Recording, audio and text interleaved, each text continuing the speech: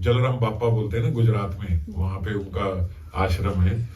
तो उनका गृहस्थ जीवन था, साथ में पत्नी भी थी, सब थी। तो लेकिन उनका बड़ा अच्छा ऐसा था कि जो भी आए सबकी बहुत संत सेवी थे, बहुत संत सेवी, मतलब संत सेवी, इतने बड़े संत सेवी हुए कि वैसे शायद वो वैश्य थे, अपना टेलर वेलर का काम था उनका। तो उनके पिताजी टेलर थे, तो वो भी पिताजी के साथ वैसे ही दुकानदारी में, लेकिन उनका ध्यान उधर नहीं था, बहुत उनका ध्यान संत सेवा में था। तो कोई भी आ जाए वहां पे, तो जलाराम के यहाँ बोलते भोजन मिलेगा ही मिलेगा, कोई भी कैसे भी कहीं से भी आ जाए, किसी भी समय आ जाए, तो संत सेवा करते थे। तो बोले संत सेवा में इतना अग्रसर हो गए कि एक बार भगवान ने कहा कि हम जाके इनके यहाँ प्रसाद पाएंगे, जलाराम जी के यहाँ। राम जी के भक्त राम जी आए, तो राम जी एक संत वेश में आए। अब वो संत जो है, वृद्ध संत आए उनके यहाँ। वृद्ध संत ने बोला कि भाई हम ऐसे ऐसे जा रहे थे द्वारकाधीश के दर्शन करने, तो सोचा आपके अभी की कथा है ये, मतलब आप ऐसे समझो अभी क्या 2025 चल रहा है, सन 1800 की, तो कितना 225 साल पहले है, 200 साल पहले समझ लो, 1800 का उनका आसपास जन्म है, तो 18-20-25 की बात है, लगभग सिर्फ 200 साल पहले। 200 साल कुछ भी नहीं है, अभी कलिकाल की बात है। तो भगवान जो है वो आए संत वेश में, और वहां बोला कि ऐसे ऐसे हम द्वारकाधीश जा रहे थे, आपका सुना कि यहाँ प्रसाद। अरे हाँ महाराज आओ, बिल्कुल, क्यों नहीं मिलेगा। प्रसाद पवाया, बैठे रात को। अरे हमारे पास तो कोई बात नहीं, सुबह चले जाना, आप यहीं विश्राम करो। वहीं विश्राम किया महाराज, 1 दिन 2 दिन 3 दिन 4 दिन 5 दिन वहीं रहे वो। तो वो भी सेवा करते रहे, उनके मन में कोई अन्यथा भाव नहीं आया कि भाई ये गए नहीं, ये तो यहीं रह गए। वो वहीं रह के अपना, अब ठाकुर जी हैं लीला कर रहे हैं वहीं पे, राम जी हैं संत वेश में आए। तो अब करते करते करते उनकी बीवी ही प्रसाद बनाती थी, जलाराम की बीवी जो है वही सब प्रसाद व्यवस्था करती थी सब संतों के लिए।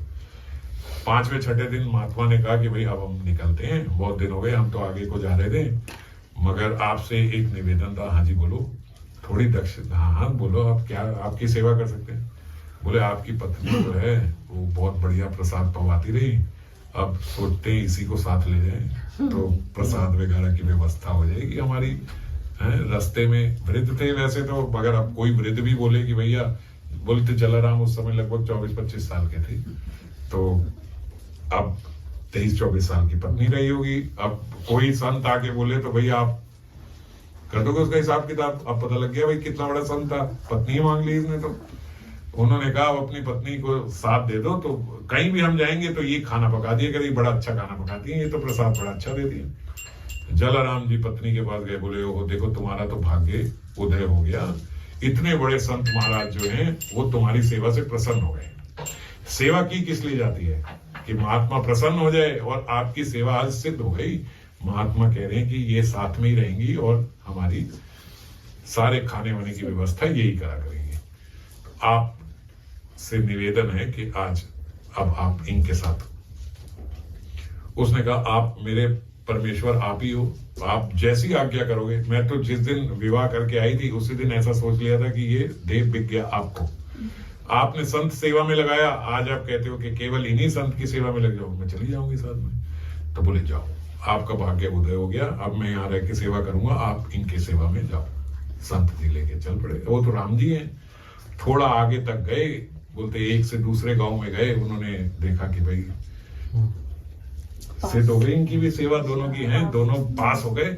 तो वो संत ने कहा कि ये मेरी लाठी और ये मेरी कटरी एक होती, ये तुम पकड़ो, मैं जरा अभी आता हूँ। और महाराज पकड़ा के गए, आए नहीं। वहां गए और वहां पे उन्होंने जलाराम जी को स्वप्न में बताया कि मैं ऐसे ऐसे संत वेश में आया था और तुम्हारी परीक्षा ले रहा था, तुम दोनों निपुण हुए, पास हुए, अब जाओ वो मेरी गठरी जो है, वो मेरी गठरी और मेरी लाठी जो है वो लाके मंदिर में रख दो, और तुम उसी की यहाँ पे उनके पास राम जी के बिगड़े थे, वो लाके रख दो और यहाँ मेरी सेवा करो, और आज के बाद आपके यहाँ उस गठरी के प्रभाव से कभी अभाव नहीं होगा। जब जितनी सेवा के लिए धनराशि चाहिए उस गठरी में से निकाल लेना। वो जहां जहां उनको स्वप्न हुआ था वहां गए, पत्नी वहीं खड़ी थी। वो पत्नी के पास वही गठरी और लाठी, तो उन्हें विश्वास हो गया कि स्वप्न झूठा नहीं था। पत्नी को सब बताया, लेके आए। आज भी बोलते, जो मैं बोल रहा हूँ ना, उनका वहां आश्रम, आज भी वहां वो गठरी पड़ी है राम जी की, वो गठरी और लाठी अभी भी पड़ी है। और 200 साल में कितनी जनरेशन आगे आ गई उनकी, और सब बोलते संत सेवी हैं। अभी भी बिल्कुल वैसा ही चल रहा है कि कोई भी वहां जाए, कभी भी जाए, प्रसाद मिलेगा। और आज भी कहते हैं वहां कोई अभाव नहीं होता, इस समय तक भी चल रहा है कि कोई अभाव नहीं है, कोई पैसे की कभी। और वहां कहते, अभी मैं तो गया नहीं हूं, पर वहां कहते बड़ा बड़ा लिखा है, जैसे लिखा जाता है ना कि सेवा यहां दी, वहां बड़ा बड़ा लिखा है, कोई सेवा ना दे, यहां कोई सेवा ना दे, कोई धन ना दे। वो कहते कमी हमें होती नहीं, हमें किसी से नहीं चाहिए।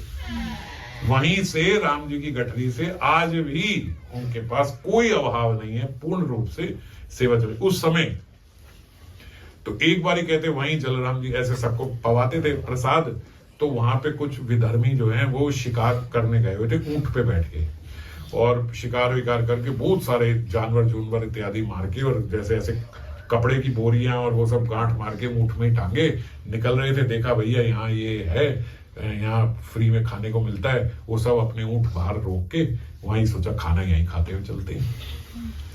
अब जलराम जी तो किसी को मना नहीं करते थे कि भाई कोई भी आए प्रसाद पाए यहाँ पे।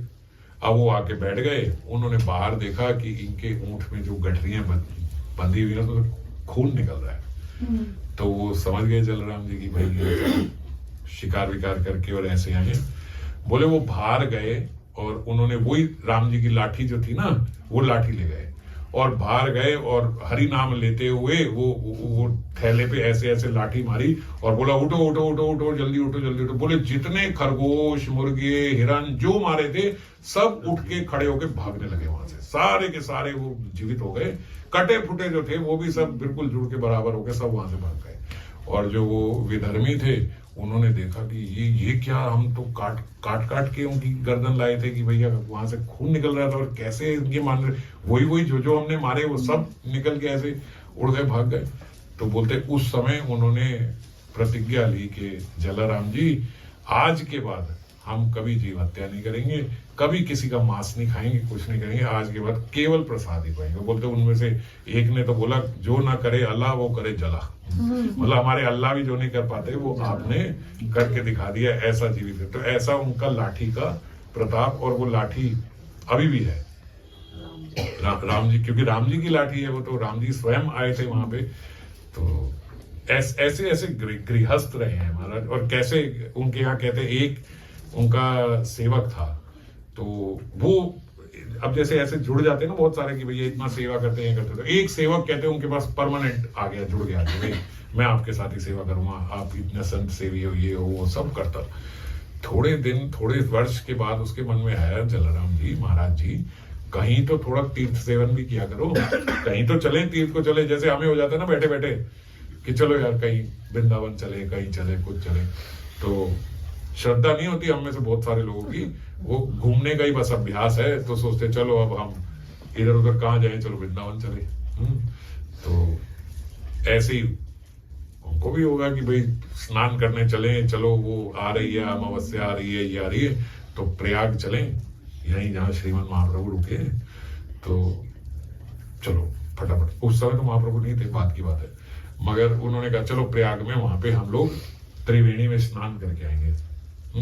तो जलाराम जी ने कहा भैया यहाँ सेवा चलती है हर समय, हमारी 24 घंटे की सेवा है, यहाँ संतों की सेवा छोड़ के तीर्थ स्थान क्या जाएंगे, यहीं पे जो सेवा कर रहे हैं वो सेवा करते रहो करते रहो करते रहो। सेवा का हमारा ऐसा अभ्यास भी है कि, और फिर हम गए तो ये सब रुक जाएगी, क्योंकि हम खुद ही खाना बनाने वाले हैं, खुद ही करने वाले हैं, हम सब चले, कौन करेगा, तो मैं तो नहीं जा पाऊंगा।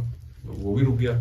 थोड़े दिन फिर हुए, फिर अगला वर्ष आया, उसने कहा यार ये तो कभी कहीं नहीं जाएंगे। ऐसे तो होता ही है ना, जिसके जो पास हो वो उसको छोटा लगता है, ऐसा हमेशा होता है ना। किसी के कोई बहुत बड़े संत के पास भी रह रहा हूं, मैंने बहुत बड़े बड़े महात्माओं के संतों के आश्रम में पहले हम ऐसे जाते थे कथा सुनने और वो सब करने, तो हम तरसते थे कि इनकी कथा सुन ले, और मैं वहां देखता था कि जो आश्रम वाले लोग हैं वो वहां बैठते भी नहीं थे कथा में, और एक एक शब्द ऐसे मोती की तरह उनके भीतर से निकल रहा है। मगर मैं नाम नहीं ले रहा किसी का भी, मगर अब बता रहा हूं कि ऐसा होता है। और उस समय कोई रिकॉर्डिंग वगैरह भी नहीं होती थी, तो इसीलिए हम लोग का लोभ होता था कि भाई यहाँ पे जाके सुने। और मैं देखता था कि इतनी बढ़िया बातें बोल रहे हैं और आश्रम के लोग वहां बैठते तक नहीं है, जो उनके आश्रम के लोग हैं। तो ऐसा ही होता है, जो जहां होता है वो वहां फेमिलियर हो जाता है, भाई ये तो है, रोज ही चलती है। और रोज कथा लेते थे वो उस समय। तो अब यहाँ पे भी उन्हें लगा भाई जलराम जी तो कहीं जाएंगे नहीं। उन्होंने जलराम जी को, देखो जी मेरे को तो अब जाना है, मैं आपसे छुट्टी लेके अवकाश लेके मैं निकल रहा हूँ, मैं जाऊंगा। उन्होंने कहा अच्छा आज नहीं, आप कल चले जाना। ऐसे ही कोई भी बोलता है अभी क्या जाएगा भाई, चल ठीक है कल सुबह चले जाना।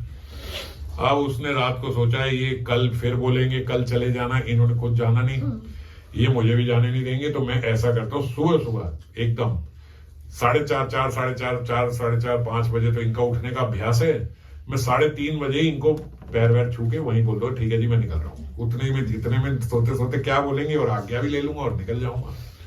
तो रात को अब जब 3 साढ़े 3 निकलना तो नींद तो आती नहीं है कि भाई फटाफट उठना है, मुझे सुबह टाइम से निकलना है। वो जागा हुआ तो उसने देखा कि रात को खटपट खटपट हो रही है बाहर बरांडा में। जाके देखा तो एक राजा जैसे वस्त्र पहने हुए व्यक्ति जो है वो वहां पे सफाई कर रहा है, झाड़ू कर रहा, पोछा कर रहा है, ये सब कर रहा। और साथ में उसके 3 रानियां, 3 देवियां, मतलब उसको ऐसे लगा कि रानियां हैं इनकी, क्योंकि राजा जैसा वो लग रहा है। और वो जल भर भर के ला रही हैं आगे कुएं से और जल भर के वहां डाल रही हैं और वो सफाई कर रहा है। उसने कहा कि ये क्या हो रहा है, मैं तो यहाँ कब से रहता हूँ, मैंने ये नहीं देखा। फिर उसके दिमाग में है मगर बात तो सही है, इतने सब लोगों का रात भर प्रसाद होता है, सब होता है, ये सफाई होती कैसे थी। अब उसको ध्यान आया कि सफाई तो हम में से कोई नहीं करता था कभी भी, और सुबह ही एकदम साफ होता था, तो कभी हमने ध्यान ही नहीं दिया कि ये परिचर्या कौन करता है। तो अब जब उसने देखा तो उसे लगा बात तो सही है, इतने समय से कई सारे ऐसे काम हो जाते हैं रात रात में जो हमें पता ही नहीं होते, और जब हो जाते हैं तो कोई ध्यान भी नहीं देता, तो ये कौन कर रहा है। तो वो उस व्यक्ति के पास गए, उसने कहा महाराज इतने आपने मोतियों की माला पहनी, सब पहनी, और आप तो कोई राजा महाराज लग रहे हो और आप यहाँ पे आके ऐसे ये सब सफाई कर। बोले जलराम जी इतनी सेवा करते हैं, हम लोग धन्य होने आए हैं यहाँ पे, हम लोग भी धन्य हो जाते हैं इनके यहाँ सेवा करके, पर आप जाओ, हम लोग गुप्त रूप से ही करते हैं, आप जाओ, आप विश्राम करो, आप भी तो इतनी सेवा करते हो, आप सुबह उठ के करना, ये सब हमें कर लेना। बोले आप हो कौन। बोले मैं प्रयागराज हूँ, मैं साक्षात प्रयागराज हूँ, यहाँ पे आके मैं ये सेवा करता हूँ कि मेरा शुद्धिकरण हो सके। और बोले ये जो है ये वो बोले वो साथ में है हमारे। उनके पास गए, वो जल लेके आ रही थी श्वेत वस्त्रों में। आप कौन है। बोले मैं गंगा हूँ, मैं यहाँ पे आके सेवा करती हूँ कि मेरा भी शुद्धिकरण हो सके।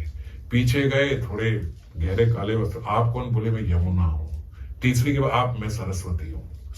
ओ महाराज सोचे ये गंगा यमुना सरस्वती तो पानी भर भर के यहाँ ला रही हैं, और मैं सोच रहा था कि मैं जाऊंगा प्रयागराज में इनको छोड़ के और वहां जाके करूंगा, हमारा चद्दर टांग के सो गए। भैया ये काम करे, छोड़ो कहाँ जाना। सुबह उठे जलराम जी ने कहा जी गए नहीं। बोले महाराज कहाँ जाऊंगा, जहां मैं जाने को हो रहा हूँ वो तो रोज यहाँ पे आते हैं। बोले नहीं नहीं आपको भ्रम हुआ, कहाँ ऐसा कोई आ रहा है। बोले महाराज आप छोड़ो, आपकी महिमा मुझे पता लग गई, सेवा की महिमा पता लग गई, मुझे कहीं नहीं जाना। और बोलते मरते दम तक वो वहीं रहे, उसके बाद कहीं नहीं गए, वहीं सेवा करते रहे। तो कहने का तात्पर्य कि जो गृहस्थ में है उसका जीवन भी ऐसा होना चाहिए कि सेवा में है, भगवान की सेवा में लगे, भगवान की परिचर्या में लगे। इस प्रकार का जीवन नहीं कि वो कहे मैं गृहस्थ हूं, मैं कुछ भी कर सकता हूं, मुझे सब अलाउड है, हम तो परिवार में रहने वाले लोग हैं, हमने थोड़ा भी संन्यास ले लिया है, हम थोड़े ये हैं वो है ना। ये सब कुछ सबके लिए एक ही नियम है। अगर किसी को गृहस्थ को बोलते सहयोग है, तो सहयोग ये है कि आपकी परिचर्या जो है वो बढ़ गई।